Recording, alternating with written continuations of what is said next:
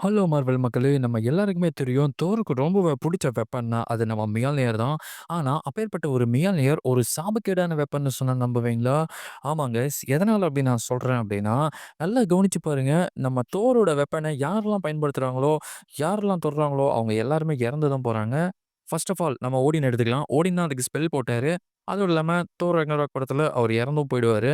அதுக்கப்புறம் பார்த்தீங்கன்னா, நம்ம விஷன் தொட்டிருப்பாரு. விஷனும் இப்ப காணாம போயிட்டாரு. ஒயிட் விஷன்னு ஒரு கேரக்டர் வந்துச்சு. பட் ஆனா, அது இப்ப எங்க இருக்குதுன்னு தெரியல. 3 ஒன் பார்த்தீங்கன்னா, நம்ம ஹெலா. ராக்னராக் படத்திலேயே வந்து பார்த்தீங்கன்னா, ஹெலா வந்து புடிச்சிருப்பாங்க. அதே நேரம் அதாவது ஒரிஜினல் ஓனரே ஹெலா தான். ஆனா, அவளும் இறந்து போயிடுவா. அத தாண்டி பார்த்தீங்கன்னா, நம்ம தோரோட கேர்ள் ஃபிரெண்ட் அவங்களும் வந்து தொட்டாங்க. Mighty Torah மாறுனாங்க. அவங்களும் வந்து பார்த்தீங்கன்னா, கிட்டத்தட்ட இறந்து போயிட்டாங்க.